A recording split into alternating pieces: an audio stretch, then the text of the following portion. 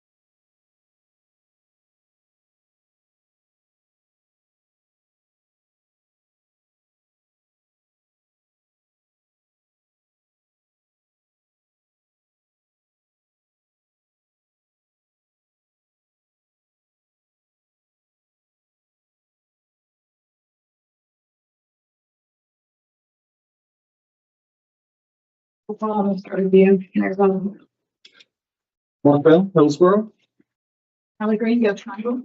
Amy Fowler, Orange County. Melissa McCullough, Chapel Hill. Eric Vitale, Technical Committee Chair. Javier Carrillo, Durham City Council and Chair. Carl Rich, Durham City Council. Danny Nell, Town of Carberry. Thank you. Any adjustments to the agenda this morning? Yes, Chair. Could we please remove consent agenda item 8 from today's consideration, and we will bring it back at the March board meeting. Okay. Anybody signed up for public comment this morning? And then moving on, reports from staff.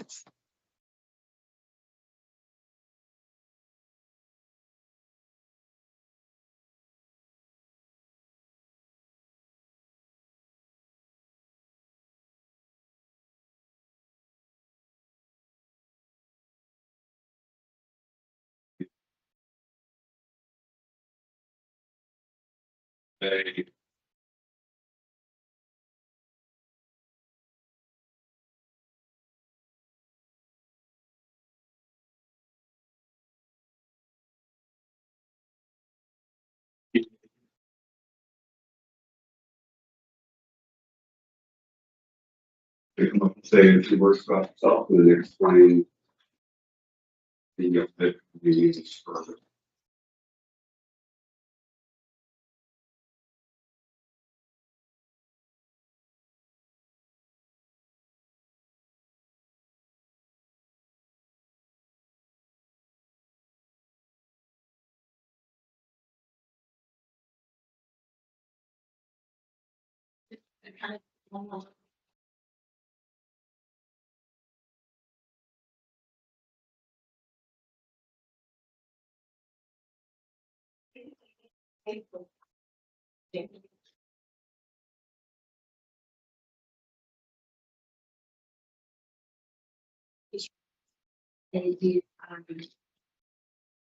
They produce for a while. To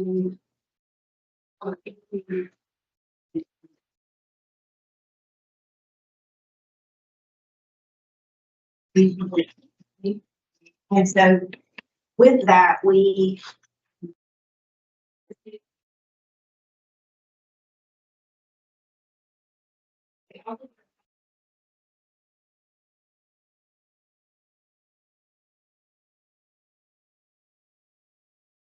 so within that, they test certain programs.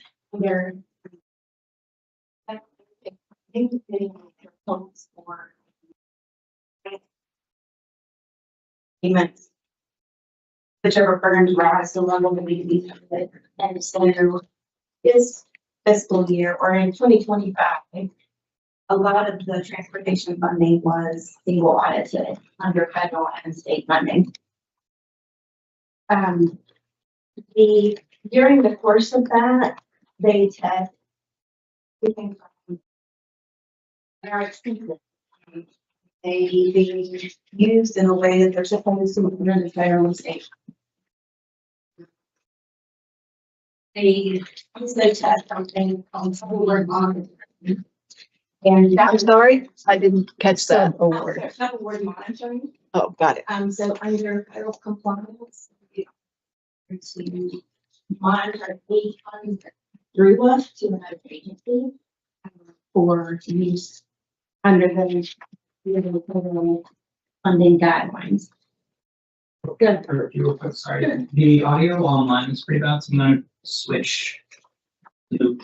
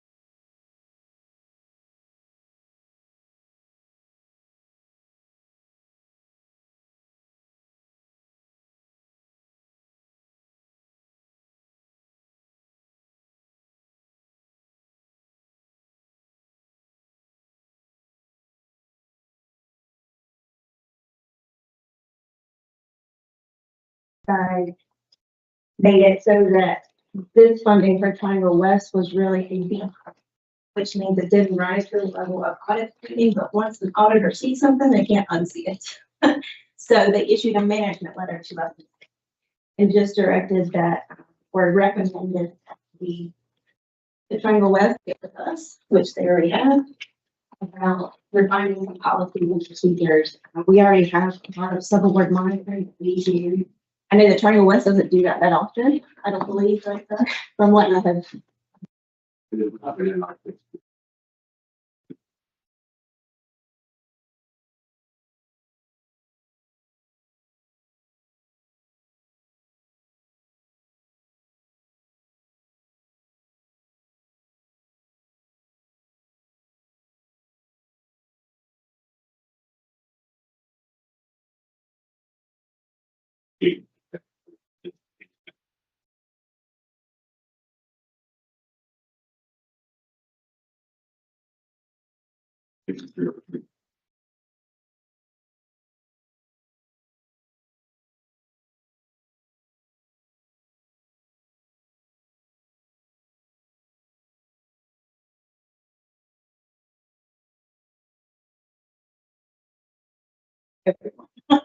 the region, so I don't have any.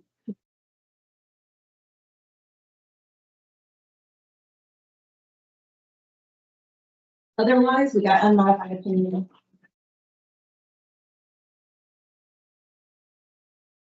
Where can we see a copy of the audit? Is it online anywhere? Yes, it is. We can. I'm trying to search the website and I can't find it. So if y'all could send us a link or put it in the chat, that would be helpful. Send a link to that.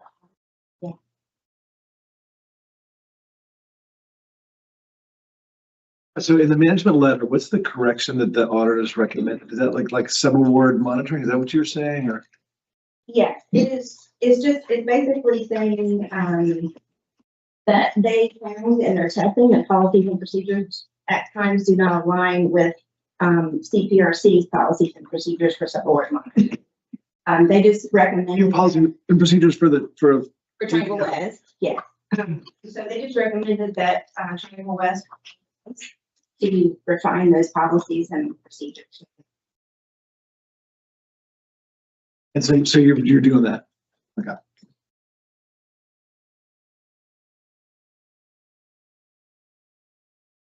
And then, can I add, just to follow up really quickly, that Hope will be coming with us, coming to us periodically for financial updates and things like that, because that is the place that we share with Central Pines is the CFO role. So that was a conversation that was had a couple weeks ago. And then Doug and Hope have been aligning their schedules and meeting more regularly. I think just to draw a really stark underline under that, I'm excited that Hope is here. And I think that this basically, as a moment where we are at, is smoothing out friction points from the long transition to Durham to the TPO and Central Pines relationship. The TPO reporting and monitoring procedures being relatively novel, but having been embedded within a city and then brought into Central Pines, where again, it is novel, have kind of just put us here today. And so I think the really exciting thing to me is Hope's presence to coordinate with us on these issues. And later on, when we get the fund balance policy, that's an example of that got sent to Hope for her analysis before. So board will provide direction, but then that financial analysis will be done by Hope. But ultimately, it is our policy. Yeah. With input from Hope, yeah. A lot of red lines. I saw that. Yes. Questions? So what is the timeline for this board to have the next report or see a draft or get a better understanding of the status of those improved policies and procedures? Is it something that's next month, or is it 6 months from now, or end of the year? We're working now on format to provide.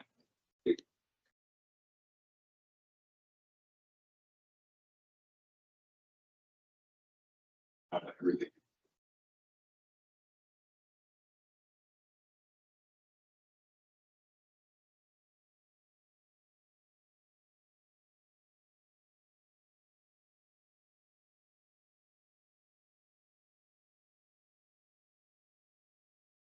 So Well, yeah, so you're saying that on a monthly basis or whenever we meet, that Hope will be preparing some kind of financial presentation, that could we expect that? Hope in our operations manager Casey will give us basically a financial sheet to go through this.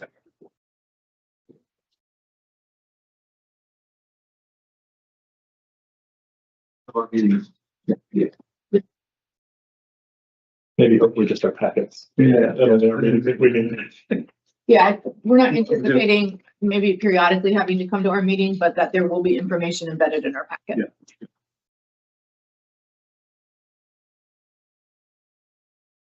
Thank you for joining us.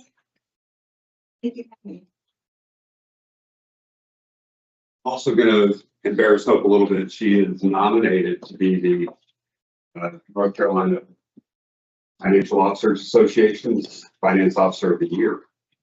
I know, I mean, he is. Yeah, pretty well. Yeah. So, a big.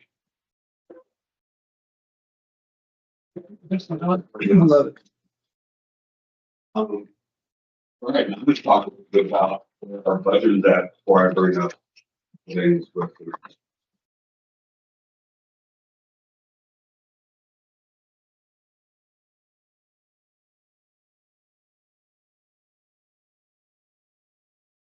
line. We bringing that refined budget back to this board for review in March. Next slide. Can you get a chance to watch?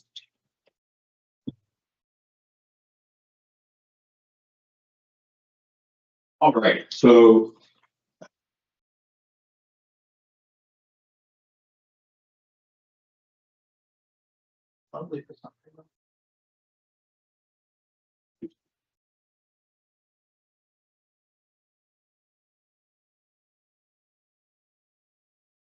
we're all familiar with what we see here as the annual unified planning. This is something we've begun developing in early or late summer, early fall, with preparing the drafts for review at this board in order to generate our preliminary requests for member contribution.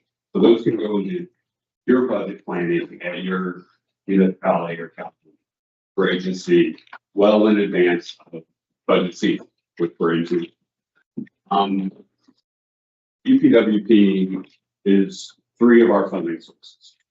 It's a recurring grant application. I know in the past we've called it a budget. It's not really a budget. It's a recurring grant application to FTA and FHWA where we're asking for money and we're presenting a work program with what we wish.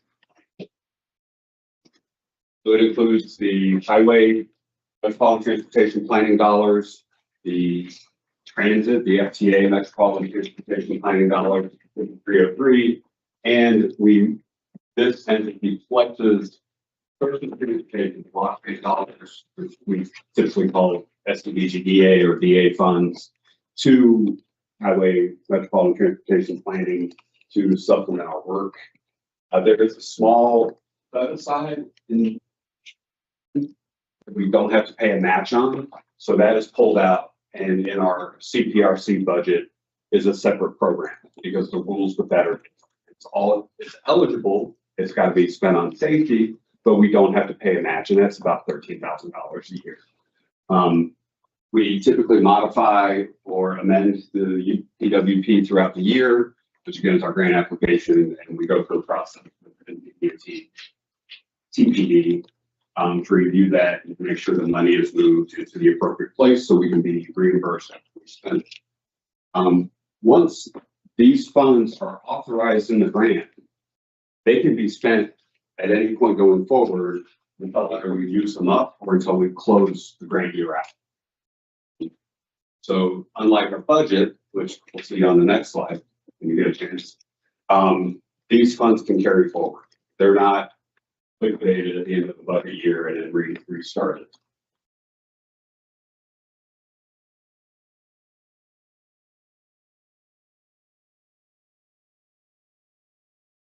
So the CPRC budget resolution is what we're working on now. And this is the tool that enables us under state law to spend the money. We spend the money that's authorized in the UPWP on mostly staff and direct expenses.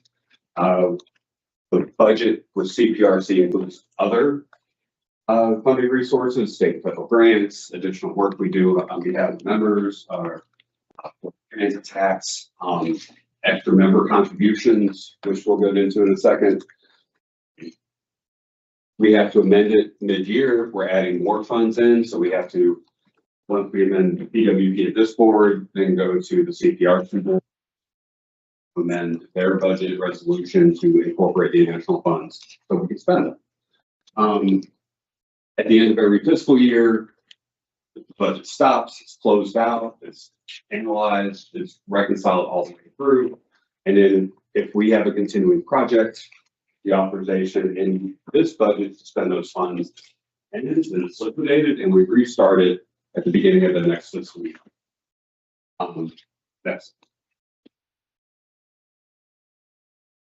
We have 9 funds for programs that we're proposing in 27 budget.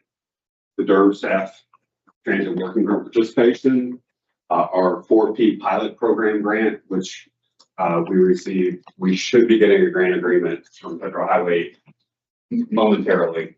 We're going to be carrying most of that forward. That highway PL funding is the 8,000 ESPBGDA funds, which are about 4.3. That small set aside for safety, the orange transit staff working group participation. We have a proposal from transit tax districts to work on a staffing study. This includes some staff time and contracting costs. The 5303 program, which we just heard about, is our pass-through program to support staff at the City of Durham and Chapel Hill.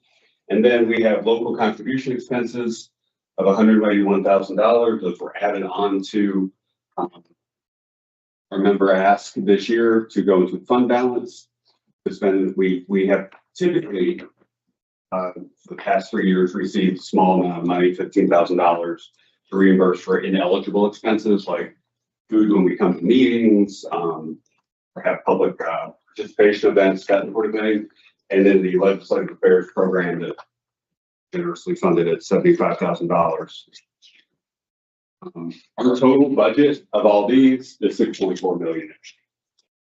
So that's what we're working in to program out into the CPRC budget. Those dollars will go into the more traditional general ledger lines that you see, like staff, indirect, fringe, travel, that sort of thing. There's one more slide. So can you say what the budget of TPO is as a share of CBRC? Are we like 20%, 50%? It's about 12 or 13%. So all that said, Hey, Doug, hold on, we have another question. Go ahead. Can you send us a copy of these slides? Because it wasn't listed in. right, I will. Yeah, that would be good. Thank you.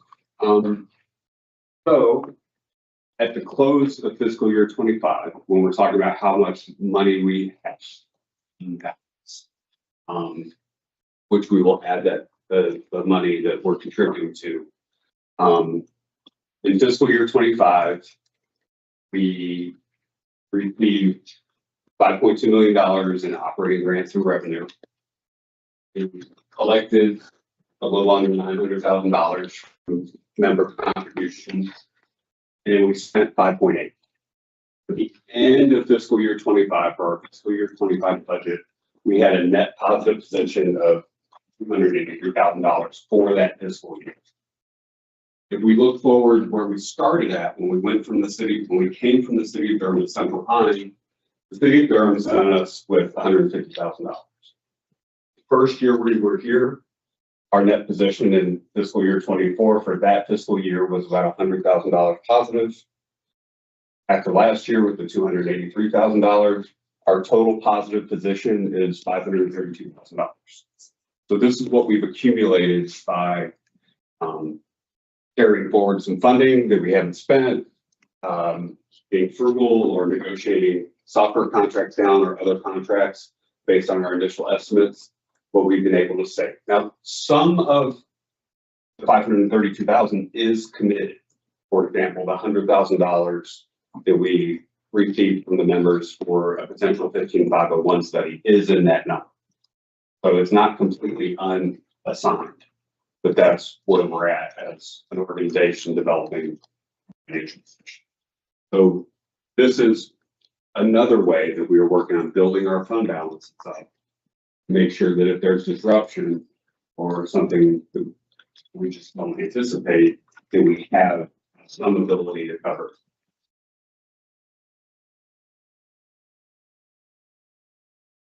I provide this as a background. Again, we can get the net position throughout the year, but it's really just, we will always get it at financial statements at the close of the fiscal year. But we certainly can try to update the board if there's questions about it, off that cycle. Any questions about this?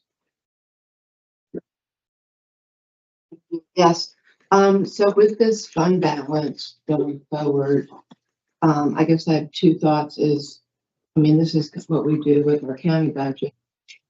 So if, this is like 10% of, what was, I guess, originally in the budget. Just how will staff be looking at that and see, well, maybe we can readjust based on these spending patterns, changing anything that we do, is one question. And the second is, how does this impact what is being requested from each of the organizations, each of the governments to contribute to the fund balance in the upcoming budget? Excellent. Well, first question was, how do we anticipate this? We have not traditionally tracked this. When we were at the city of Durham, with having Durham as a backstop, pockets are a little.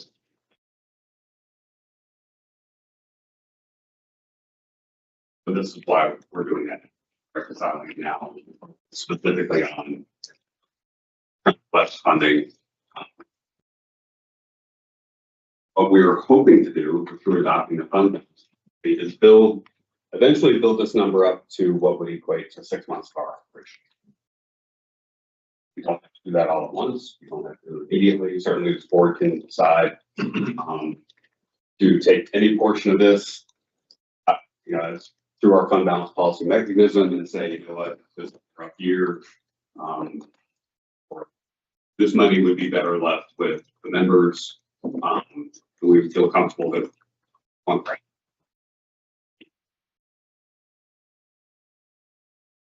We're working towards attaining our fund balance goal in 6 months. At that point, when we are able to attain that goal, of the fund balance policy, really, if anything over that, hopefully be best deducted from member contributions. We don't want to collect, we don't want to sit on your money. Yeah. We're talking about $3 million. We don't sit on. We want to make sure we're putting good use to it. We are very selectively trying to monitor right sizing our professional development when we bring staff on board, not only for the budget, for very well.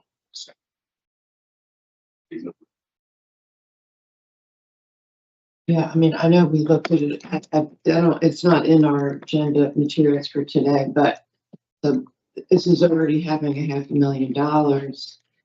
Just wondering, will that impact what is going to be requested for all of our governments for this year? Because this is going to be a tough budget year for everybody. I don't know.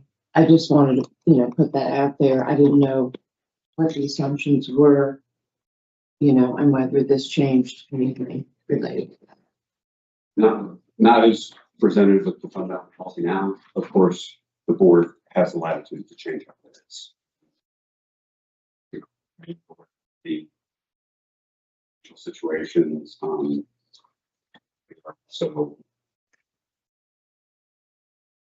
internally, I'm trying to make sure that we're spending within our means. And also just related to the general budget, I'm assuming we will get a detailed budget that shows, you know, what is the basis for the funding request, like the staffing of the work groups and I would also like to see like the trends of what was our budget last year for those things versus this year, be able to see the budget trends as well. Thank you. Yes, I will present each of those 9 projects broken up.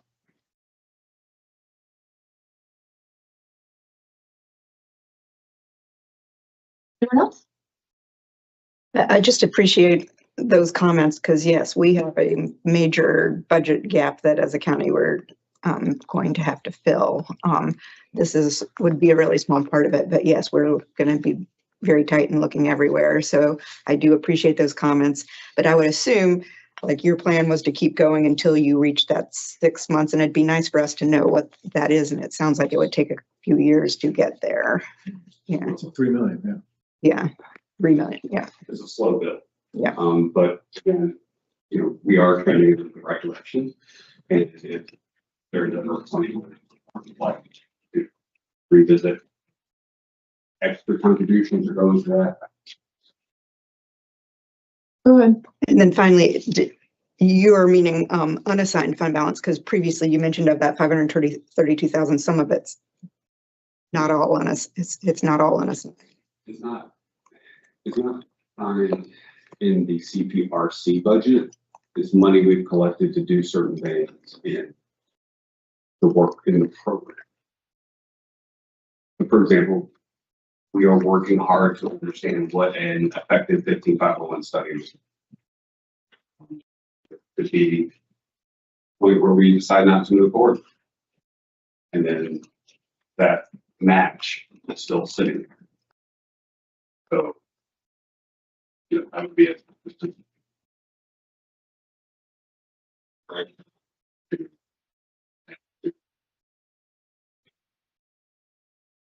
Is that Commissioner Jacobs? Hold on, Councilmember, is that what you're saying? Like, what, I'm trying to understand. I missed your initial point. In that example, are you saying that you would rather it not go to a fund balance for the TPO, or? No, I was saying, I'm just wondering if that, since we have a 500,000 now, would that impact whatever had been planned for how much each of the local governments were going to be asked to contribute? I think it. That's not right. 15% higher. Would that impact the calculus at all based on, is this higher? And so could it end up adjusting what was being asked based on that? Yeah, I just didn't know what, if that's that, because that's a lot. I million. But the goal's 3 million. Yeah, Right. so So, it's like- not actually, but okay, I mean, I hear what you're saying. I think that we had requested a fund balance policy, and that, I mean, we're gonna vote on it later on today. And so this is a response to what the board asked for. Right. So I understand that it's a slow accumulation, but if the policy is when there's carry forward funds, it goes to fund balance, unless there's a different vote, that's the plan. So I would think that it wouldn't get then, like the contribution is the contribution, because the goal is to get us to 3 million. So 532,000, while obviously good progress, does not anywhere close to $3 million. Go ahead, Councilmember. So, and you can ask this question later, because I know we're going to talk about the fund balance policy, but as I recall, I think somebody mentioned this before, there's like 2% of our contribution built in, that 2% is to build the fund balance. Yes. And that would be, so for this year, it was $91,000. The $91,000, but cumulatively, like everyone is contributing, so everyone is doing their 2%. Yeah. Right, okay, thank you. Anyone else? I'm gonna keep us going. Yeah. Go ahead, John. I would also like.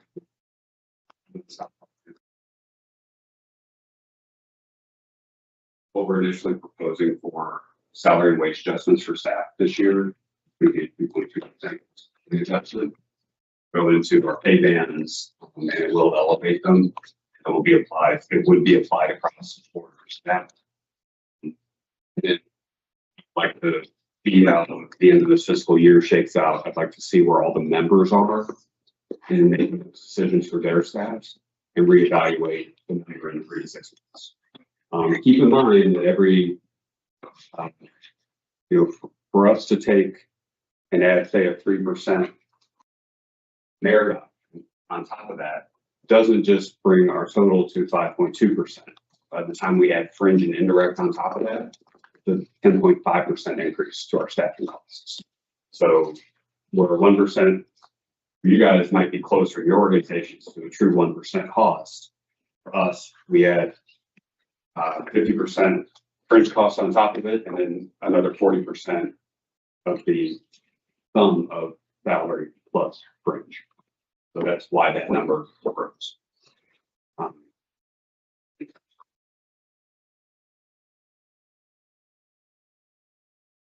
I appreciate you raising that, and I think that's, this, like I said, this is gonna be a very difficult year, and I think, it does, decisions that other governments make, around this, it impacts everyone. I know our manager, it's so bad that we're looking at probably no salary, possibly none, and just a bonus. So that's just the reality. I think even bonuses, technically in the accounting year, it would still get fringing. Can you say that again louder, please? I'm sorry. Even a one-time payment instead of a salary raise would still have that compounding fringe and indirect, but that can be a discussion I have with both TPRC management.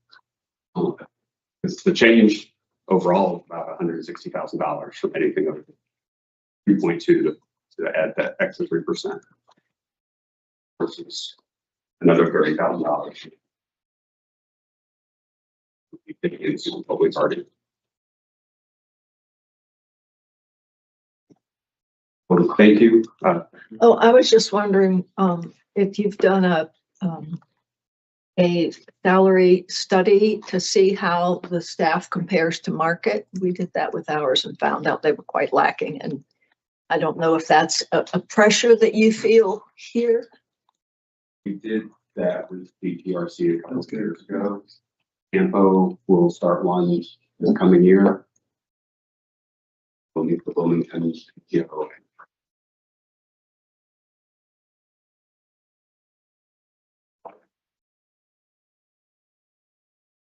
Again, of those entities where you need one to be a cog, but I would love to say, I think that staff is very generous and everybody is generally satisfied with their compensation. And we try to make sure that there's lots of other benefits for being on our team. Thanks. Okay, a couple of other things I wanted to bring up in addition to the written report. We did get an inquiry from Councilmember Rist, I believe it was last week, about our work on US 70. We had an opportunity to update him about the work, and that was as part of a discussion for rezoning. Correct. So that's really great to see us being able to interact on a local land use decision, provide some support there. Got a lot of other great stuff working on. Someone's been. Okay, sorry, hold on, Doug. Go ahead. For those of us who are in Orange County, could you tell us a little bit more about that? Yes, so there's a rezoning that was right on the edge, actually between Anger and 70. And so there were concerns about sort of traffic on 70. The analysis showed that without improvements, it would be about 100% of capacity on 70 there. That's the part of 70 that's not, that's sort of after the sort of the part that's not. The part we're trying to figure out, the original plan was to freeway it, and that's where the conversation with NCDOT around being a boulevard versus freeway, a limited access road. Right. And so, a lot of times in zone decisions, like what we say is like, hey, as we grow, we're going to build the infrastructure out. And sometimes there's a question about like, where's infrastructure? In this case, we could say, look, we're growing there, but there's a plan for addressing transportation on that corridor with this kind of boulevard concept and BRT and sort of builder or whatever. So we can address the concerns that are about the increased density there. And that's, So these two things did happen together? I mean, we'll I run, think there's a plan for that. to get there. So a lot of times in Durham, it's NCDOT road Yeah. and there's no never plan. funding or plan to do anything, right? And in this case, there's an actual like, yes, this is going to get improved, Yeah. you know? So it's good. Well, yay, break out the champagne. Exactly. Now it's actually got to get built, but yeah. Yeah. That's great. Yeah, so we appreciate Doug, and that's kind of, again, those things came together, which they don't always come together, so right. Pretty good, Champagne. Monday did most of the lifting with working with you in response. I wanted to highlight that Phil Munn's been doing a lot of great work with Spot and getting those projects submitted and working with everyone's staff on the details and data that goes into that. We're going to highlight those sessions for the ADA transition plan that's come up, which is just a really sterling example of how to not only implement ADA transition for physical locations, but also access to things like online tools and materials. Maybe ask you to release the Title VI environmental justice analysis methodology today for public comment, which we also think is a great example. And Dave has been working on what will be an annual regional safety review measure progress. Two things I'd like to mention that I'll be working on. I'll be speaking at on a virtual panel, Association of MPOs, on March 10th, about leadership continuity and succession planning. You know, we want to make sure that the mission continues regardless of whether there's a plan, any sort of plan transition or other disruption through our organization. And I think that there are a lot of steps that we're taking that other NPOs can learn from, how to align those things and keep a well stitched together machine of the team working. Just mix a bunch of things, metaphors up there. And then I will also be in Washington, D.C., March 16th through 18th for the annual infrastructure week fly-in for the Association of NPOs. So those are the additional things I wanted to highlight in addition to the review. Thank you. I don't have any report. I shared a little bit about Hope coming. That was the only thing that I had. And next up, we have a TC chair report. Nothing to report on today, thanks. Thank you. Next up, we have our NCDOT reports. Board member Mathis wasn't able to be here with us today, but she did send a written report. Is that correct? If she hasn't, she is. Okay, if she hasn't, she will be. Could I please get Division 5 NCDOT if they're here?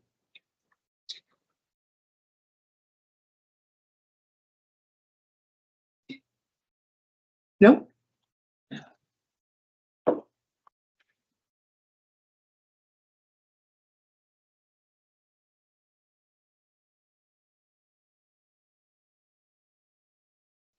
Okay, what about Division 7?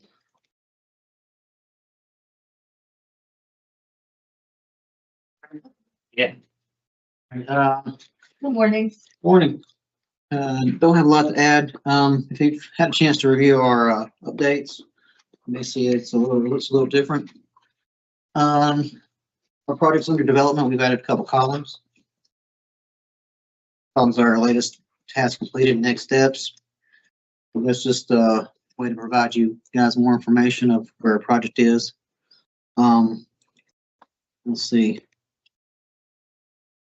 As usual, the items in red are what have changed since the last report. And projects that are in construction, we've added a comments column, so that will be we'll be populating more comments for our construction projects, again, to add more information.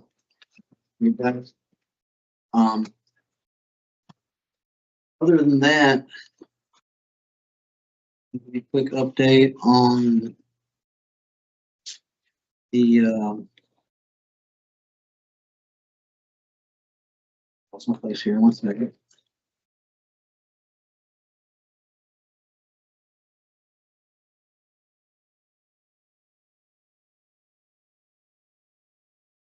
I'm sorry, widening I-40 project in 95. Give you an update of where we at or we're at on that. Latest I've received is I-40 eastbound traffic shift on the new portion of the bridge over in old NC 86 to take place, tentatively scheduled. So that's gonna be determined soon. Millhouse Road is to close later this month for bridge rehab work. Tentatively scheduled for February 23rd, so that may have already started. It's a little bit of old news there. Closure is expected to last 3 weeks. Also, the Orange Grove Road is to close, tentatively scheduled to be closed late March for bridge rehab work as well. So that's really all I have right now, unless anybody's got any questions about any other projects. I have a question. I'm looking at, Old 86 Eubanks Road right turn lane. Project on hold due to funding, and also planning design, everything on hold due to funding. What funding is that and what's the status of that? Let's see. What the tipper WBS we're looking at? HS 2007H, Manchester. etc. It's on the first page. Okay, gotcha.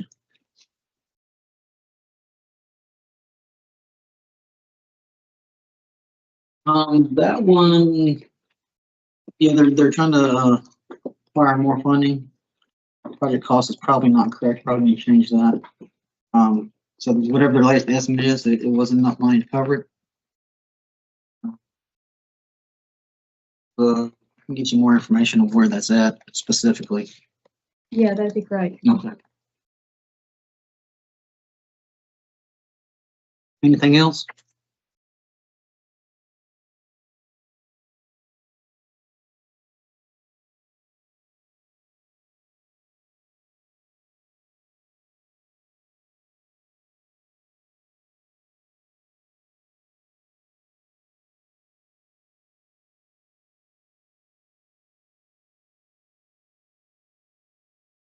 And, your Division 8. Good morning, Brian Kluchar. Hope you all are doing well. There are no changes to the project update. Be glad to take any questions, and scores for the P8 projects that were submitted should be available at the end of May. Thank you. Thank you.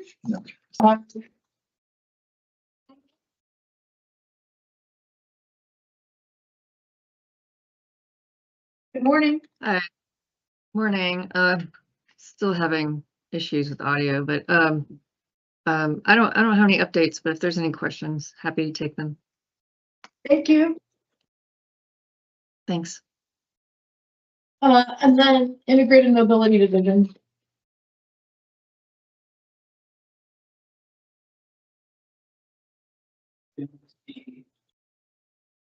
Okay. Next on our agenda, we have board minute approval. If we pull that. Oh, we pulled that. I'm sorry. Thank you.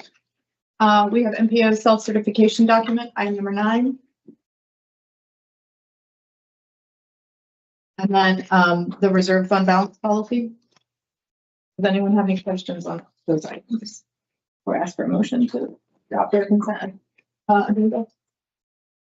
Can I get a motion to adopt our consent agenda? So move. Second. Move from Mayor Bell, Commissioner Fowler was the second. All in favor? Any opposed? Okay, the motion carries unanimously. Thank you. And then next up, under our first action item, I have the 2055 Metropolitan Transportation Plan Air Quality Conformity Determination. Good morning. Good morning, MJ.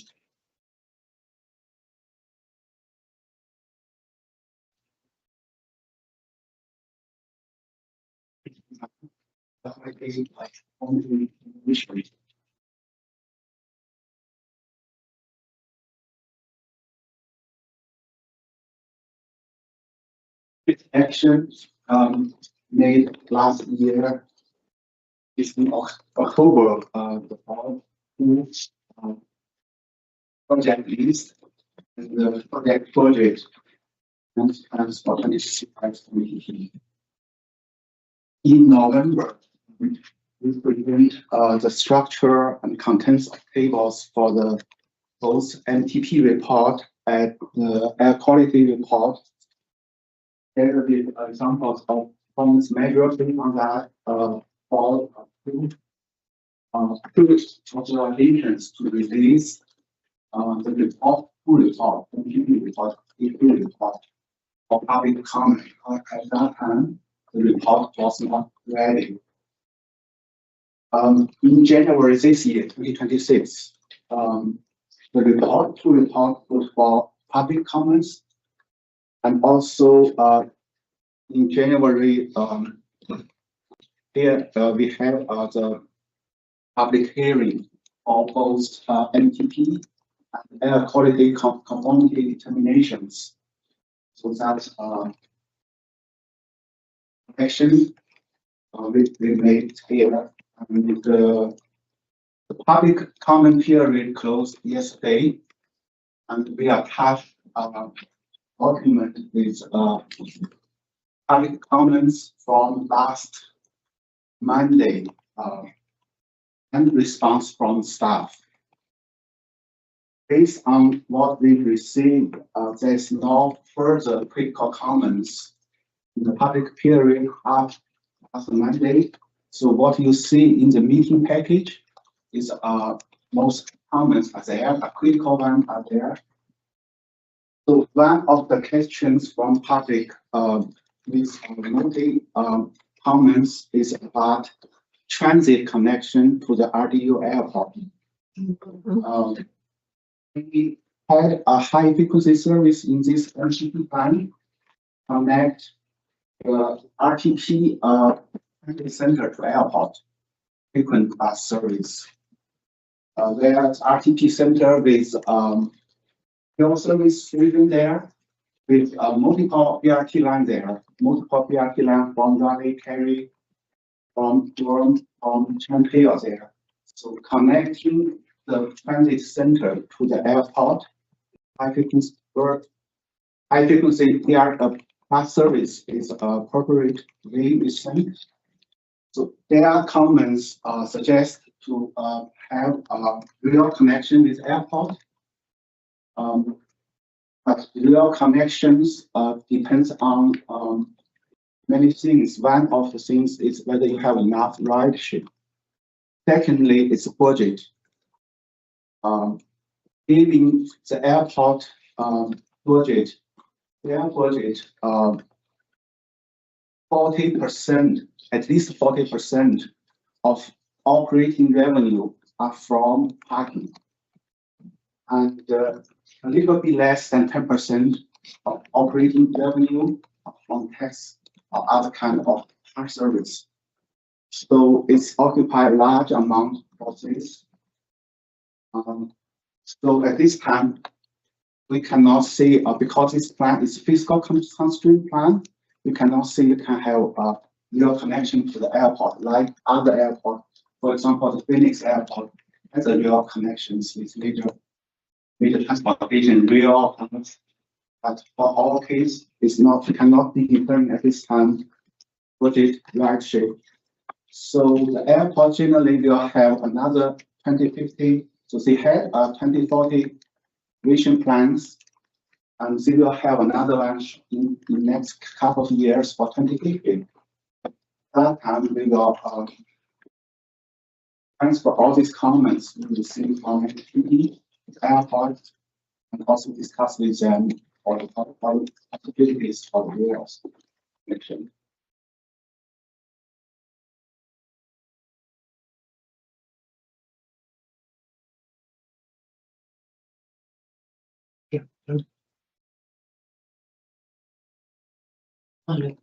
Go ahead, sorry. Just a comment about the, I really appreciate that you, raised the issue about the airport comments, because when I looked at them too, I saw that was most of, it made me think, though, I wonder if there may be opportunities, and I appreciate that staff provided a response to all the comments, that was great. But it made me think, are there ways that we can try to, in a more active way, kind of get this issue addressed? Because there also are plans. You know, at least like RTA has discussed this, and I know we've discussed it, with RTP, is that once there is a multimodal hub, the new multimodal hub, that, you know, and thinking about the plans for, you know, BRT and rail, all, you know, converging there, that there is a plan to have some type of, service that would run from the, Research Triangle Multimodal Hub to the airport. So it's not like, I mean, you referenced that, but it just made me think, are there ways that we can get that out there, that, you know, it's not like we're ignoring it. We do have a plan. There won't ever be, you know, like you said, based on the ridership, direct, you know, this is the way we are going to address service to the airport. I just wondered what people's thoughts were about that. Commissioner Green may be more informed on service changes that Go Triangle has recently or will shortly implement to increase the 100 route service to every 15 minutes at the airport. Yeah. And with everything you said, Wendy, it's correct. Plans for the regional transit just got a $2 million boost with federal money, so we're going we'll speak on that. You mentioned the RTA plan, which I don't know how many of us have seen, but it's this kind of futuristic idea of this platform on top of I-40. That looks brilliant, but I don't know how realistic it is. I don't know how it works with the RTP plan. I don't know. So I mean, clearly there is a need and an interest in action, and we do need to keep talking together about it. Maybe Go Triangle could have something somewhere on your website that we can refer people to. Yeah, okay, that's a good idea. You know, here is the plan. Yeah. Or this is how we are addressing connections to the airport. That's a good idea. Like all the time. I know. Go back to the plan. That's a report. We show starting from executive summary, then objective goals, performance measure, the process of the NTT, which already present during the whole process. And also we have fiscal plans, cost and revenue. The news stuff in the report is environmental justice, air quality conformity, and the critical factors. That's a new factors in the final report. Report is joined, as you know, with Campbell. On time, we joined John Hans, and the simple plan staff. Coordinate to MPOs together, providing a template, general guidance, and MPO staff with specific guidance for the MPOs. That's general plans there.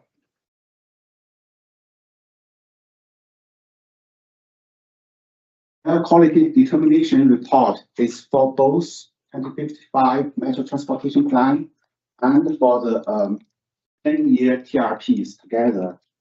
So this time it's 3 agencies together: Campbell, Capital Area MPO, and Triangle West TPO, together with NCDOT, which is responsible for the RPO area. So the contents are listed here, but order in the report may not same as this one. So that's generally for the air quality report. And it's short form of the department or not of the air quality conformity report.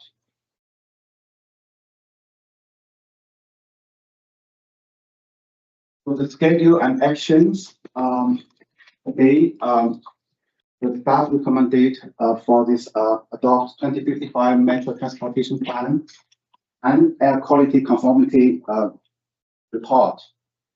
For the MTP, it's together with the triangle region together for approval, and also the social economic data from 2020 to 2025 projection, jobs, populations, all this data, SE data, socioeconomic data, and triangle model will be available after the MTP is stopped for your consultant or your agency to use for your project. Could be a private project or federal project, whatever, but it's available after this adoptions, the SE data, and original model. So the plan, if adopted, will send FHWA Federal Highway Agency for approval. We will get letters either this month, likely not, next month in March for approval. So that's general schedules and the actions. It's basically adopt 2055 MTP Metro Transportation Plan by resolution, adopt air quality conformity report by resolutions. So any questions? Any questions? So, we need to adopt the 2055 MTP. Could I please, We adopt the 2055 MTP. second? I have motion from Commissioner Green and from Board Member McCullough. Second, all in favor? Any opposed? Okay, the motion carries unanimously. Thank you. Go ahead. I'm gonna go ahead, Doug, and then go ahead, Commissioner Jay. Yeah, I didn't want the moment to pass. This is such a big deal. Passing the MTP. I really wanted to thank all the staff. They did such an amazing job. I think this is a fantastic plan. And there's so much good information in here. And again, I just think you all did a great job. And I was gonna ask if even the executive summary could maybe Doug, you could send it to each of us, for the managers, or for us to share with our boards, because you know, again, there's so much in here, but the executive summary, at least to the data that's in there, I think would be helpful for everyone. So no, it's a long document, but maybe people at least will read the web link. Yeah. I'm sure we can work on that. Anyway, so again, I want to thank you, and I did want to also say that for us to remember, and this is timely with some things that, you know, related to the state legislature, is that it's going to be very dependent on land use about how successful we are to implement this, and also being able to adopt the additional 1 cent sales tax. So just for us to keep in mind things that we have to work on to make sure we're successful. Thank you. Go ahead, Councilmember Ritz. If I can just add the two, so on this question of land use, Yangping, just so you, I want to give you credit for this report, you and the rest of the staff. It's an amazing body of work. We already are using the data you provided about the sort of modeling about where jobs and population is going to be in the next 30 years. And so we use that, we talk about that all the time at Durham City Council. It's the best data we have on this sort of these projections of where we're going as a region. So I really want to thank you. So we will make it more successful with the dashboard. Yeah. This data download. You just separate motion for the second one. Oh, yeah, thank you. And then, did anyone else have any comments before we get to the next motion? Okay, I have a question for you, Doug, but we'll do that one first. Sorry, I went ahead. Could I please get a motion to adopt the AQCBR by Second. moved by Board Member McCullough, seconded by Commissioner Fowler. All in favor? Any opposed? Thank you. Motion carries unanimously. Is there, and talk to staff. I wonder, because all of us have various boards, Doug, you've come to some workshop sessions in the past. Is there interest or thought about maybe coming to talk about the MTP to our boards at a work session? I know, Matt, you came to a JCCPC meeting when we were doing the modeling around jobs and transit, which I thought was really informative while we were doing, well, we're still, that's a ton mess, in our UDO rewrite. So something to think about. I don't want to put, like, talk to your staff, think about it, but so many of us operate in that we don't, our full boards don't know what's happening in this space. And so, again, the data, the modeling, this is some of the best research we've got, basically. Maybe folks want to follow up with Doug if there's an interest for TPO staff to come to a work session specifically on the adoption of this. I mean, I can go one further, and if anybody doesn't want us to come, let us know, but we can reach out and schedule times through the appropriate channel with each member. Thank you. Thank you so much. Thank you. Thank you all for your valuable comment and advice. And I feel like, is this the first one we've done that was like completely out of city? Because the 2050 one would have been still in the city of Durham. So I just want to, that there's been a lot of changes in this space over the last several years. So thank you all. Next up, I have the federal action consent agenda. There's 2 items. Just wanted to mention something. We did get some feedback, and after internal review, we adjusted the UPWP amendment number 1 slightly. I don't know exactly which number we worked through with NCDOT, but the attachment that went out with this agenda is the correct. We have 2 items under this consent agenda item. Item number 12, TIP administrative modification number 1, and item number 13, FY 2027 UPWP amendment number 1. Could I please get a motion to adopt the federal action consent? So moved. Moved by Commissioner Fowler. Second. Seconded by Councilmember Rist. All in favor? Opposed? Thank you. The motion carries unanimously. And then next up, I have our federal funding policy update. Good morning.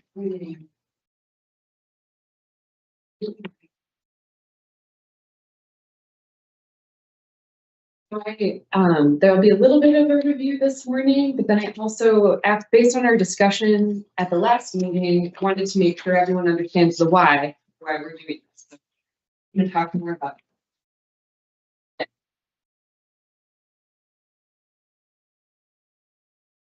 We've been working on some revisions to our federal funding policy. This is the policy that governs how the TPO selects projects for prioritization for our funding sources. And those funding sources are listed here on the slide. So we have a pot, or we pool together some money that we call the regional flexible funding pool. And it consists of block grant, direct attributable funds, our congestion mitigation air quality funds that aren't TPO directly, carbon reduction program funds. Now that funding program is likely going away in the future. We still have it this year. And then transportation alternatives program, direct attributable funds. Our policy, since this has not changed. Eligible projects are in the following categories. We're funding public transit projects, bicycle and pedestrian facilities, transportation system management type projects, along with transportation demand management projects and intelligent transportation systems, signal timing, those kinds of scenic and environmental enhancements, planning studies, and safety projects. With these funding sources for the RFF. And almost every phase, all phases are eligible. So from transit capital projects to engineering design, right-of-way acquisition, construction phases, and TDM is its own program. But all of these are all the types of phases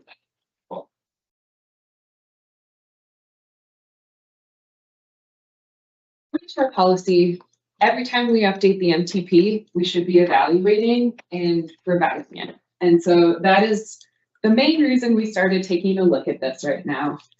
We will be taking a larger look at this policy during the Mobility Forward project, which we're hopefully getting under grant agreement in the next couple of days with Federal Highway. But in the meantime, we need to take a look and make sure the policy is consistent with our currently adopted MTP. And we've definitely been collecting data and learning from the previous update to our federal funding policy. We've had a lot of discussions with North Carolina DOT, who are our partners who help us implement this program.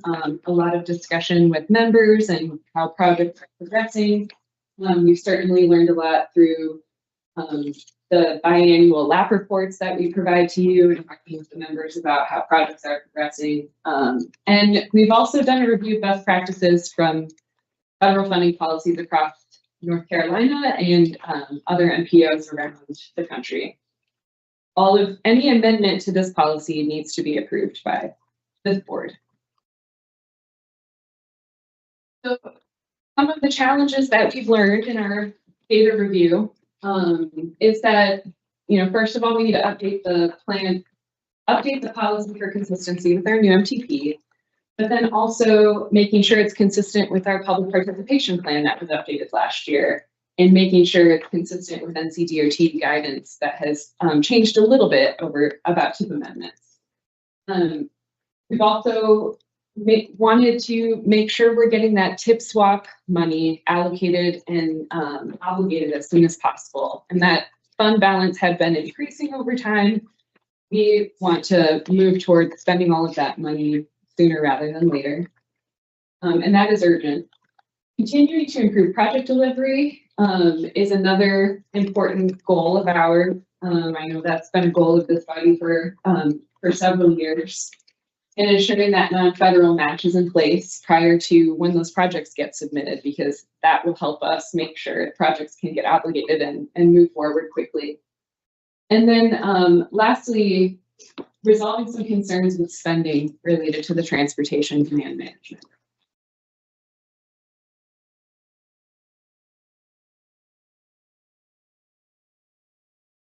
So some of the proposed changes that I've outlined at our virtual meeting last month, but I know that was at the end of a long meeting and we went rather quickly, so I'm going to go through it in a little more detail today.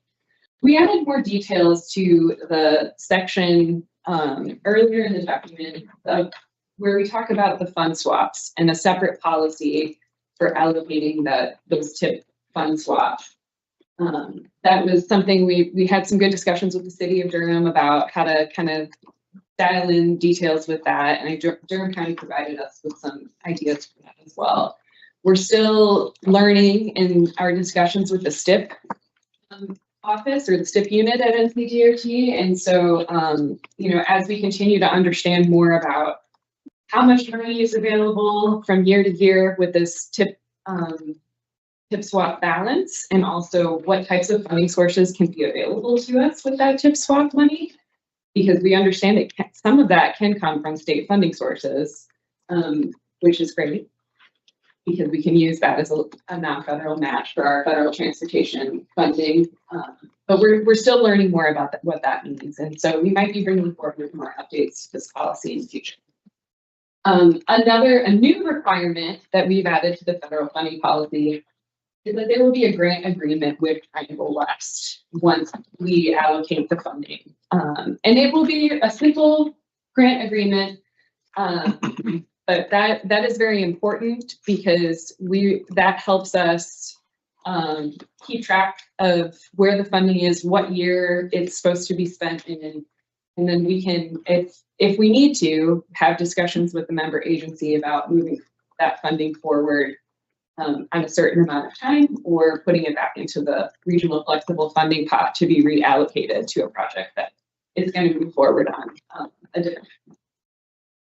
We also are requesting a certification that non-federal match is in place when the project is being applied for. There is some flexibility around what that looks like, but that is very important.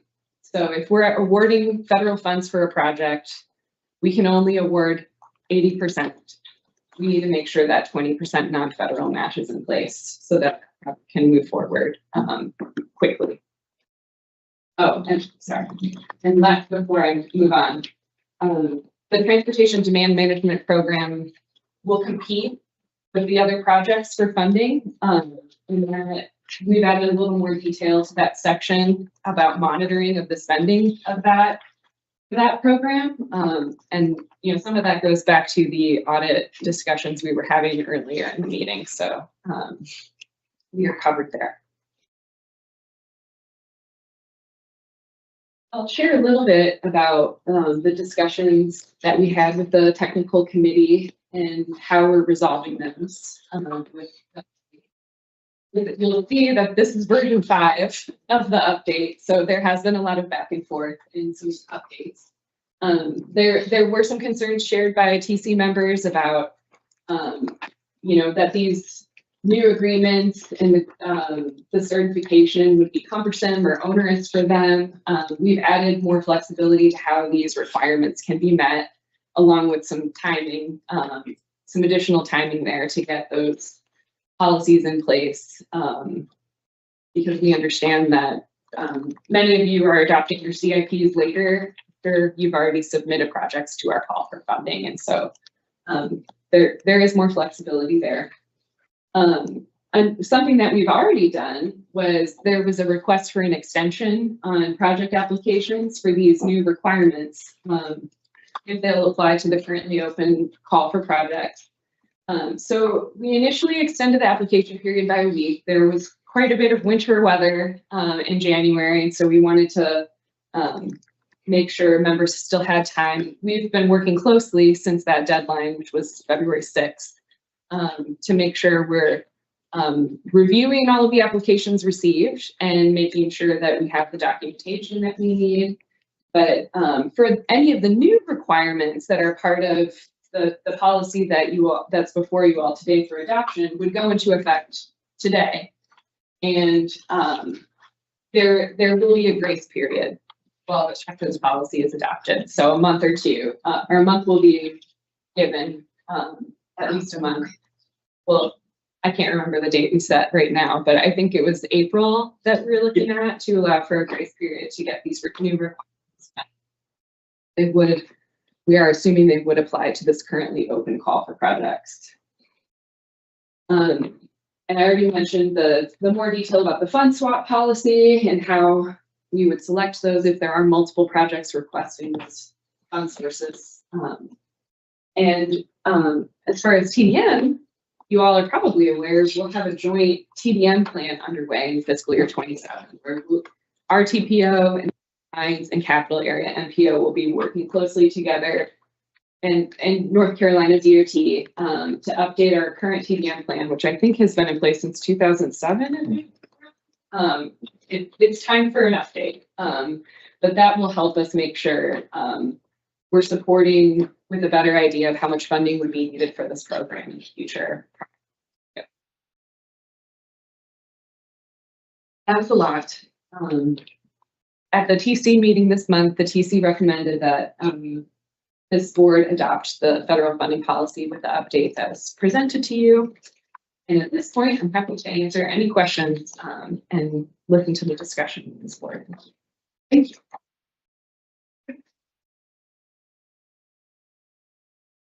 Commissioner Jacobs. So a question about that, and you may have explained this, Colleen, I may miss this, but on the sort of the highway trust fund changes, the swaps for the direct attributable projects. Yeah. So how will those changes affect the current call for projects? That you may explain that, but I just want to make sure I'm clear on that. I don't think that those changes will affect the current call for projects very much, because the current call did not separate out these fund swap projects from the regular call. And it's leaving it up to our staff discretion as far as which funding sources are appropriate for which. And so based on these updates to the federal funding policy, that gives us a little more guidance around which projects will be appropriate to select for that call, but we did not ask our members to identify which funding sources were appropriate when they were submitting for projects. So it will be up to staff discretion to make that recommendation. Does that help? Thanks. Is that, I mean, is that, and there's some questions of the city of Durham about that. Making sure we're clear on that. Okay. No, that Yeah. We were trying to get some clarity because we know that they were all kind of grouped together in the, big $30 million project. We were trying to get some clarity. We weren't sure how to advise them because we weren't sure, how that would be taken out of the 30 million, the highway trust fund money. If that would be taken out or how that would be taken out versus the conventional call for projects. The fund swap money is from previous years to this call for projects. So that money has accumulated over the years from other projects. It is available at any time for us to allocate. Outside of that money, we are programming for fiscal year 27 and 28 at this time for this current call for projects. It is our goal to get all of that tip swap funding allocated ASAP so that it does not somehow disappear. And we will be looking closely at, based on the guidance that we've updated in the federal funding policy. I don't actually have the policy in front of me, but projects that are shovel ready, that are ready for construction or have a funding shortfall, but are otherwise ready to be obligated, is the guidance. So does that mean on the scoring, you'll kind of put a priority on those shovel-ready projects versus some of the other projects? Yes. Is that kind of where you're heading? That is the plan. Okay. Can I go ahead and then, so then to the point around we're utilizing the dollars as quickly as and effectively as possible, because what we've seen historically is sometimes things just kind of stay suspended, and those dollars really could go to a different project that's ready to go for whatever reason. So this is just trying to address that historic issue, because that's happened to all of us, right? Like it gets bogged down in a certain jurisdiction, but then those dollars really should be put towards something that's ready to go. So that's what this policy is essentially trying to address. Yes, and we are not the only MPO in the state that is dealing with this large fund balance. I think we're all dealing with it with construction costs going up. Like there's all kinds of reasons, but then we don't want to ever not utilize our federal dollars as effectively as possible. To the comment too, yeah. And I appreciate updating the federal funding policy as part of the new MTP we're adopting. I just want to flag, and you've talked about there's potentially some additional changes that are going to come in the future as we're doing mobility forward. Yes. So I'm trying to, I think it was 2 years ago that we submitted funding for the prioritization process pilot program, which was a US DOT grant. Biden was president at that time. And so that gives you a sense of how long ago it was. We were awarded that funding in December of 2024. And it was our intention to move forward very quickly with updates for that project to our federal funding policy. Now, because of the time it has taken for us to get under grant agreement with a different presidential administration and all of the chaos that was happening last year, the dynamic, I should say, environment we were creating, it's taken longer than we expected. And so we know that there's some changes that need to happen urgently. And then we're going to be taking a much deeper look at how we award funding for projects, meeting closely with our member agencies to understand some of the challenges that they're having with project delivery. I think we have a decent understanding of that now, but we'll be going pretty deep into that. Stakeholder interviews with DOT, and then probably creating a different federal funding policy in the future. But I look forward to that process. I just want to flag for the city of Durham, because we've talked about this in the past. I know that the project and agency caps, the cap that is 65% for any project or agency. is somewhat arbitrary capped. I know we're going to be talking in a second about the EJ policy, right? Which, you know, the majority of the EJ populations are in Durham. So 65% cap is still, it's an issue for the city of Durham, and I want to raise that. We'd love to have a timeline for when we have a further conversation about that, because it's something we're very well aware of and are concerned about. Absolutely. I think that my answer would be, we're gonna take a look at that during mobility court and see what is a fair. And that in the next like year, couple of years.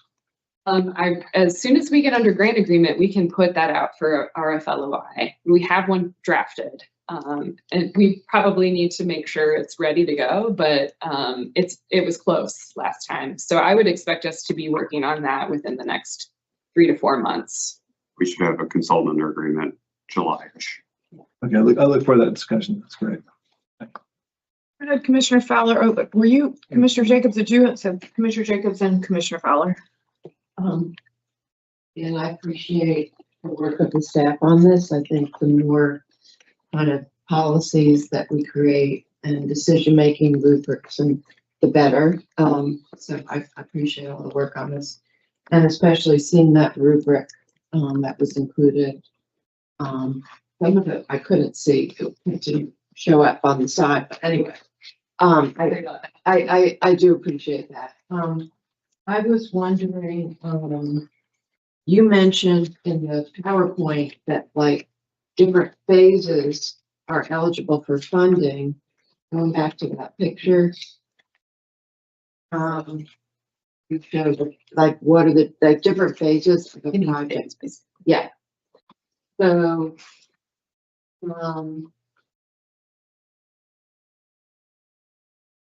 I guess wasn't there a previous slide to this with phases?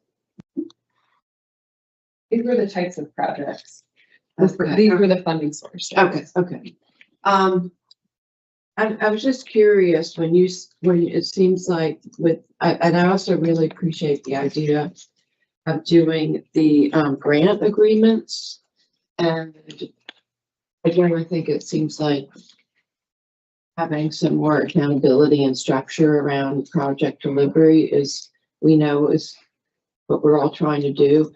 And we're going to be discussing this later on. The grant agreement policy in our agenda, is it related to this, Doug? Allowing me to enter into an agreement with, yes, that would be the. Because I was wondering, related to that, because it seems like there's been some pushback on that. Has there been pushback on the grant agreements themselves? We haven't created a template for that yet, which we certainly would like to get feedback when we move forward with the actual language in the agreements. The reason it's urgent is the amount of funding we've awarded to North-South BRT. Okay. And just so they have the documentation, an additional layer of documentation in place as they're presenting their financial plan to FTA. Could we then vote on giving you the authority to just do a grant agreement for that? Because my concern was exactly that, is that I would like to see a template, because you talked about that the grant agreement would address scope, phase, and timelines. So I think seeing a template of what that agreement would look like would be helpful. So I think that would address at least my concerns, that when we get to that item, we just authorize you to do that. Because I think we should see a template. Yeah, okay. Thank you. Anyone, go ahead, Commissioner Fowler, sorry. On page 7 of the marked up version, it says maximum, and I appreciate that you said Triangle West, you changed it from would like to the word will ensure that all its agencies have a chance to receive funding. And so I appreciate that changing from would like to will, and I presume will is the same as shall, like yes. it must happen. And then my question is, there's a line and it looks like a footnote for each of the entities, Chapel Harbor, et cetera, what the amount is, but I don't know what that relates to. Is that the 65% for the individual projects? I don't see what. The footnote that includes the amounts is the current vendor map on it's the current member match that is being contributed, and that there is a threshold within the member match that has your project number cap. Sorry, I'm not explaining this eloquently, but based on how much the member is contributing, you have a cap on the number of projects that you can submit. And so I don't have the agreement in front of me. It's under federal funding policy. There's a table where it says agencies with the local match cap underneath a certain amount, I believe it's 50,000, can have up to 10 projects for RFF, and then so forth and forth up to 20 projects for our largest. So you're saying if you're under 50,000? I don't have the funding, but that's just kind of a rough estimate. But the table is in our federal funding policy. I'm just not understanding why this is there on that page. Like, I think that footnote ended up on the second page. So oh, to a different page. Because of the markup with the track changes, it makes the page smaller and everything got bunched. Oh, so it actually relates to the prior page. I got it. Okay. Sorry. Thank you. Okay, that's helpful. Thank you. It should all be together on one page, and I think it is in the clean. Okay, thank you. Anyone else?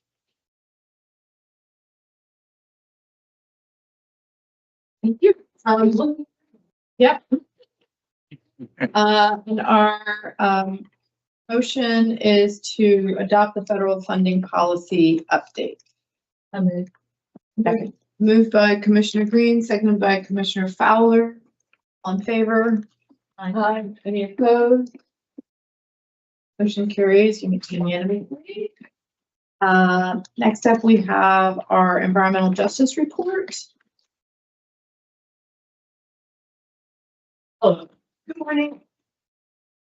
So this is a environmental justice report. In the past, we brought the environmental justice updated methodology. You guys adopted that last month. This is the release for public comment for the draft report document. I'm going to start off with this QR code, which you can scan. There's also a link in your agenda packet. This is for the story map that we developed as part of the process. It goes over the methodology changes, the kind of rationale for why we did those, as well as going into a deep dive into a lot of the data that you're going to see later on in this presentation. I'll keep it up on the screen for a little bit. Also, again, in your agenda package. As part of is it the web map in the agenda? web, yes. Sorry, terminology. And thanks for that. That was nice. As part of the adoption in April, we're also going to be releasing a downloadable data package so that all of this, the background data for this is available for you all and your staff to utilize as you need in any transportation land use decision making that you might make. So baseline methodology. I'll go over this really quick because we've already talked about this like 3 times. We've got 9 demographic groups. Each block group was across the region was scored on each category based on percentile. Those scores were summed to create a transportation disadvantage index. The key thing about this methodology is it also took into account the federal areas of persistent poverty. That's something that the US DOT has indicated that they're going to be using for grant applications. And we also heard from this body in the TC that we wanted to make sure that we were considering income, particularly because that is a significant driver for transportation access across the region. So any block group that was within an federally designated area of persistent poverty had its low income scoring doubled. And you'll see the map on the next slide for, it didn't have a major effect. It did reduce the scores for those APP areas, but most of those areas already showed up quite highly on the index already. The updated methodology allows for more targeted engagement efforts, a quick analysis of the unique needs and demographics of the neighborhoods affected by our plans and programs. It aligns with an NCDOT methodology that they developed in 2021, and it's going to allow us to kind of track how we're doing with a lot of our federally designated plans like the MTP. So a lot of our safety work in particular when it comes to high injury network. We know that a lot of these groups are more significantly affected by traffic violence than the general population, as well as with our strategic plan, the engagement focus area, we're going to be loading this into public input so we can track how well we are engaging with a lot of these populations. So these are the 9 different demographic groups that we included. This is a really hard graphic to read on the screen, but it is also in the draft document. It kind of goes over the different rationale for why these groups were included. Some of them are Title VI communities, some of them are just historically being considered environmental justice communities, and then households with people with disabilities and households with veterans were groups that the board and TC asked us to include as well, as we know that those groups have different transportation needs. So Philman, what are the green and orange tabs? So the green tabs are the Title VI communities, the orange tabs are Title VI or environmental justice communities. I think this graphic got a little messed up when I converted it to PowerPoint. It looks better in the draft document.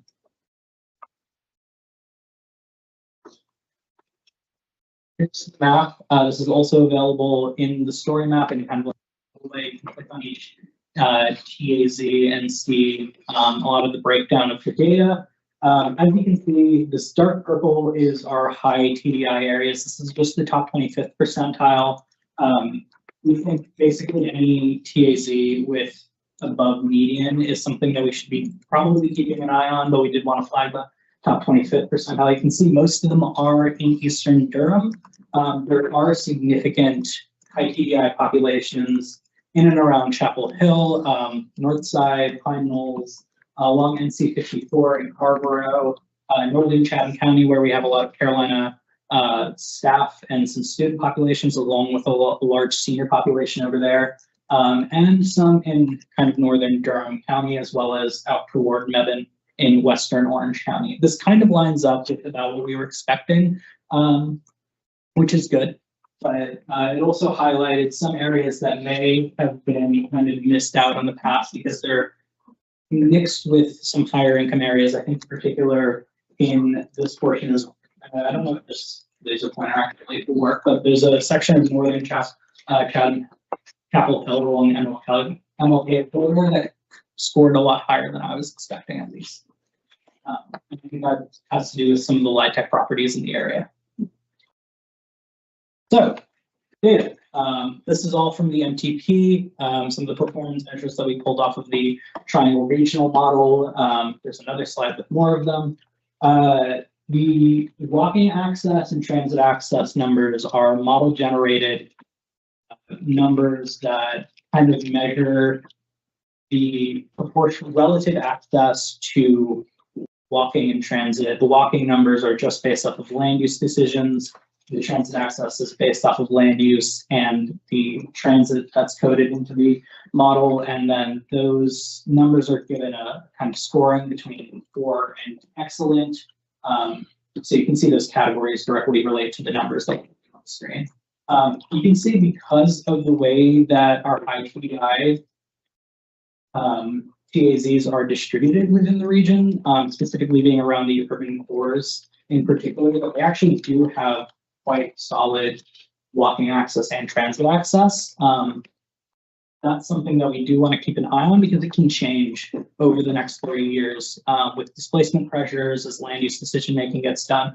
So we want to keep an eye on how that's changing over time and being able to go back to the regional model and see, okay, if the census updates their data in 3 years, we can redo our TDI analysis and see how these MTP performance measures are changing. Slide goes over job access changes. We chose job access to highlight in particular because job access is in the literature seen as like a very strong correlator with economic mobility. The more jobs you have access to across the region, the more likely you are to be able to generate wealth for your family. And also,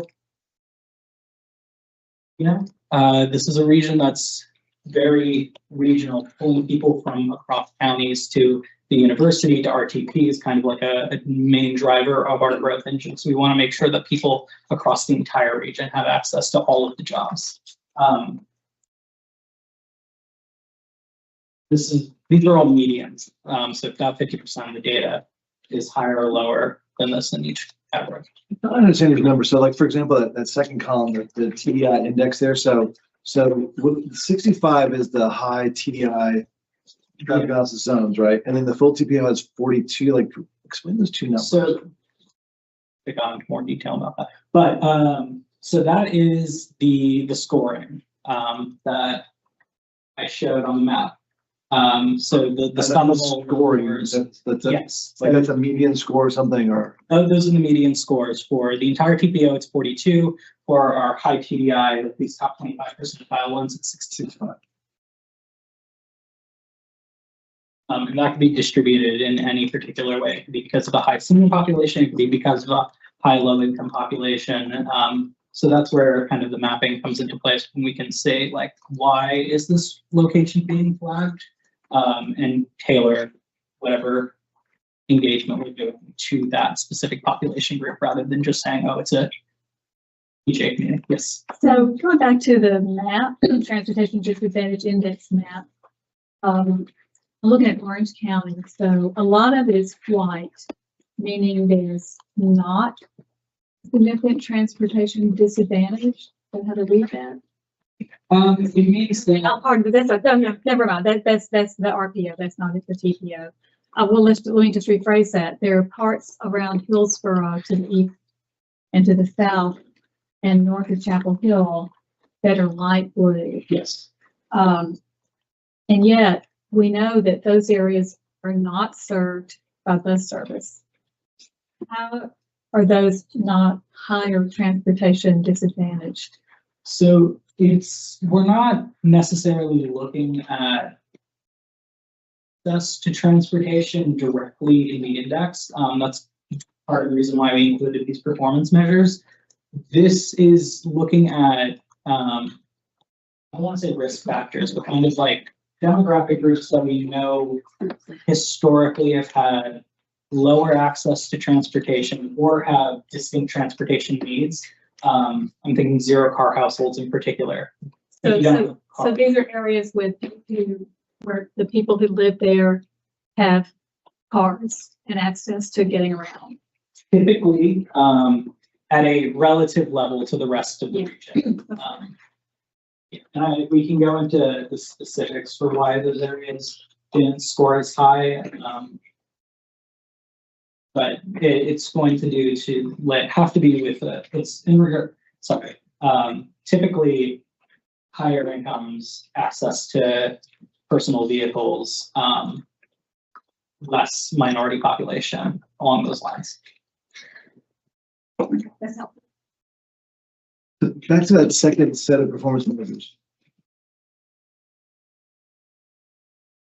Right. So what that shows, for example, is that on those last two of the last three columns there. So what that shows is that in the high transportation disadvantage index traffic analysis zones, right? So that in 2020 there were 20,000 plus jobs that were accessible by transit for those zones, right?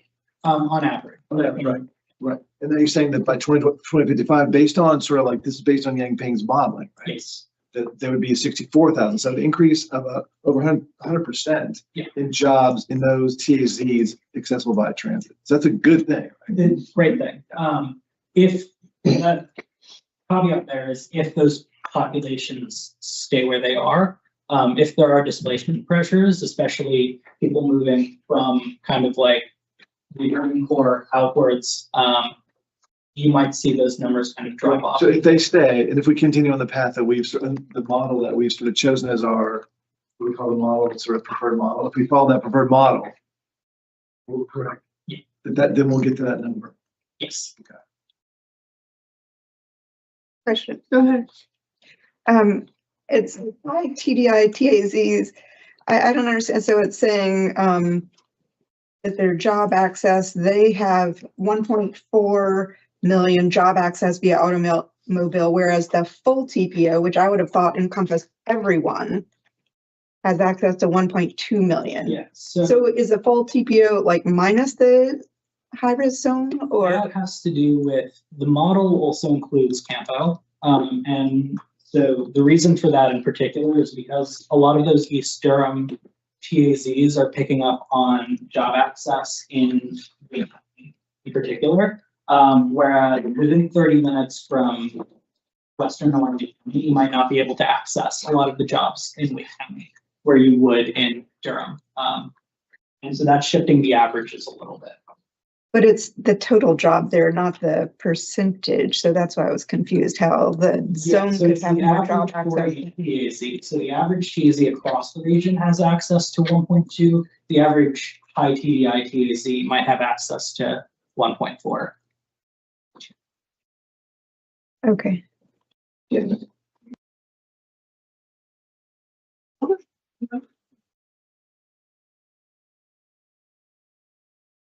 Okay, the action is to release the EJ draft report for a 30-day public comment period, and then we'll bring this back in April. Adoption. Okay. Okay. Okay.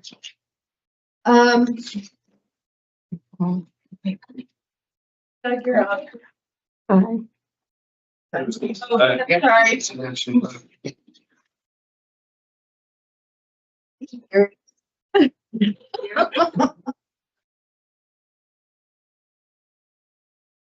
I believe on item 16, we already discussed briefly in the motion now to allow the town of Chapel Hill board is in the top ERP.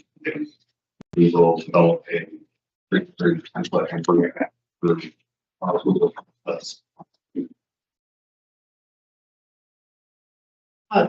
Can you, do you think that?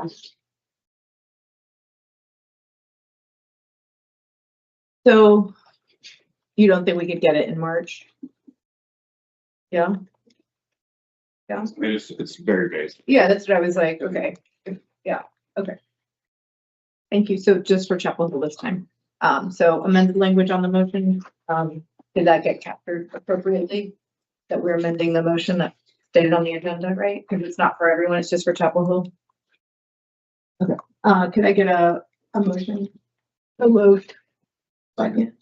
Okay, moved by board member McCullough, seconded by, Mayor Bell.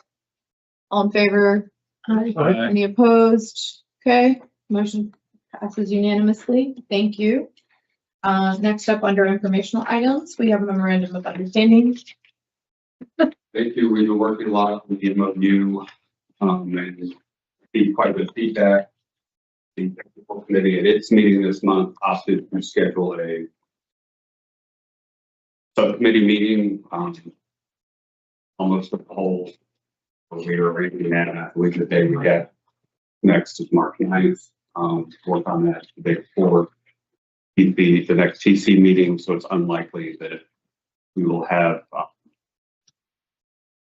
that conversation and it's in place for the March board meeting, but we will continue to update the board on progress. I did read back through the governance study that this body adopted in 2022, and it suggested that a third party may be brought in to facilitate some of the stickier issues in the MOU. So I may investigate that. Mostly around form and voting weights. If that ends up, this is just my opinion, obviously, if that ends up like, this is just for us to get an update. You're saying it may come back in March based on that that governance study. If it looks like it makes, if that ends up delaying our adoption, I think that it's better to do what we said we were going to do from that governance study than just adopt the thing because we're on some timeline. As somebody who was part, I think Commissioner Jacobs, you were part of that governance study. We might be the only ones still here who were part of that governance study. A lot of time and effort was put into it. And so implementing and actualizing what that really called for, I think is important. The there was a finding or recommendation in our previous triennial federal audit to update the MOU, but I believe very firmly that the recommendation and what it wants updated in the proposed MOU now is not an item of contention. And my fingers are crossed that they will see that we are in process of updating it. Take that as a good thing. Thank you for that. Anyone have any questions around this item? All we're doing is receiving an update on those. Oh, sorry, go ahead, Commissioner Jacobs. I just want to get clarification on the process. So you said there's gonna be a subcommittee that's gonna look at this. The TC chair established that, so he may be best to answer your questions. Yeah, there's a few lingering topics that we, wanted to meet, talk about, just to make sure all the jurisdictions are on the same page before we brought a recommendation to the board. Okay, because I know, Durham County has submitted concerns, and I don't know if they had gotten submitted to the TC or not, but, Yeah, they'll be present at the meeting, definitely. I'm sorry. They will be present at the subcommittee meeting, Okay. definitely. Chapel Hill has also. Everyone, this is yeah. like, Yeah, all the jurisdictions. all the jurisdictions have stuff right now, which is why it was decided to go ahead and just create a subcommittee around it to like hammer it. We weren't comfortable bringing a recommendation to the board yet. I think that's a great idea. Yeah. Okay, I just So- wanted to get clarification on the process. So again, like, so process, but also like timeline for this. What do we? You will not get recommendation. Okay. No, but I'm just the larger sort of timeline on this MOU, because I think this is an important document. I think it's important that, again, as we move the TPO here to sort of finals, it's good to really update these documents and get them sort of reflecting the current realities. Is this like a 1-2 year process or? Hope not.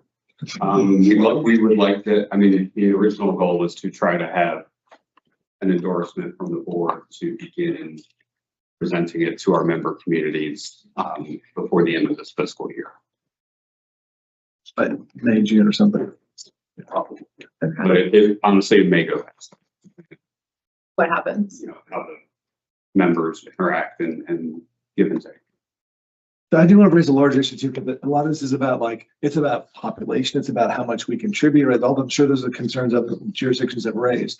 And so I just want to raise a larger issue of where we're going as a TPO. And at some point, we've had conversations in the past about, do we merge with CAMPA, right? Would that be a more efficient way to get the results we all want? We all have been to other communities around the country that have a much more, I was just in Tucson recently.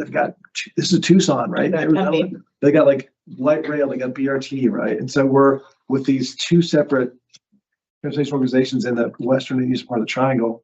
We don't have the scale to do even what Charlotte's done with the light rail, right? So I want to raise that issue because I think as we all see the need for more transit, but we're in our TPO are sort of we're wrestling with the smaller pot of funds that we could have as a larger body.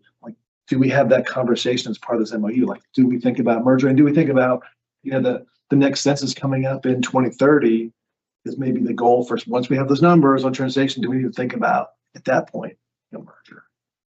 I think realistically, I think that's a separate issue. I think we would need to have a separate group committee or something that looked at that. I don't see that as being this MOU is how we relate to each other, right? It's valid to raise what you did, but I think if we include that in this, it'll go on for years. So I think realistically, we need to focus on this MOU, and then to your point, we could form some kind of a group to evaluate it. I think the process, how we go about things is going to be important. I think for me, one of the problems with this MOU has been just how this has gone about, which is, I don't really understand. I don't really understand what is the why for why certain things are being proposed in here, and what the rationale is, what are the problems that we're trying to solve. So I think it's important to start with what are the problems that we're trying to solve? And then here are the solutions and getting input from everyone, like what are we trying to make better?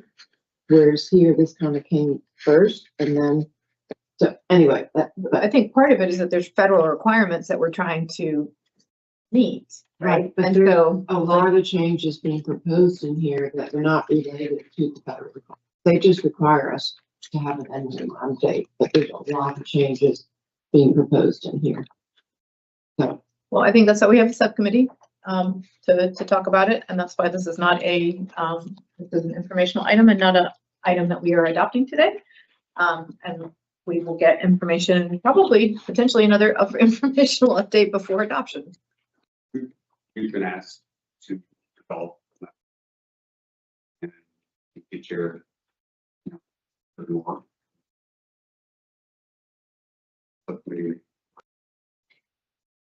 So there's no limit to the number of times or when the MOU can be updated, right? So if we do some minor updates and then decide we want to do something more major, that's an option potentially. It always is, but keep in mind, not just action at this board, it has to go out and be adopted, ideally, unanimously by the. Sure. Go ahead, Commissioner Green. Just quickly, I want to say, I agree with Wendy that this needs to be done separately, but I also want to support what Carl just said, because I mean, a couple of other examples, Minneapolis, St. Paul is one NPO. The huge area that Philadelphia that leads into New Jersey is one NPO. So I think it's definitely a conversation that we need to have at some point. And we just got comments on the 2055 DP about like transit access to the airport. Seems like a very basic thing. We're still like wrestling with some basic stuff like that without some kind of joint region-wide TPO. We're going to keep sort of like struggling with that. So yeah. So I appreciate your comments about this is, we don't want to complicate the MOU rewrite, but and this may be a separate conversation. I just want to make sure we don't get so stuck on the MOU that we miss the bigger picture here. Maybe that's something we should bring up at the next meeting. And that is in April, is that right? Or March? We have one on the calendar in April. We're debating the agenda. Okay. did we set a calendar? I just put it in my calendar because I was looking at stuff. This is the only reason I know it. Okay. We were also considering canceling that meeting for lack of agenda items. And we can find, there's been documentation of that question a couple times. Right. I know. So the first time it's been raised. Yeah. Right. Anyone else? Okay. Do staff have what they, like both the subcommittee chair and TPO staff from what the conversation was here? Okay, thank you.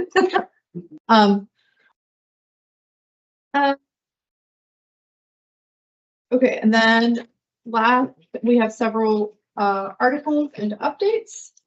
Our next meeting is Tuesday, March 24th at 9 a.m. And then also just flagging the NC Association NPO annual conference in Asheville, May 6th through 8th. And then there is a potential Campo TPO joint meeting that folks should flag. And then the other thing I do want to flag, because I realized this yesterday, in June, we are meeting a week earlier than we historically meet. So I'm just flagging all of these changes for folks because I spent time yesterday in calendars. We are adjourned. You, what you say? April, which one?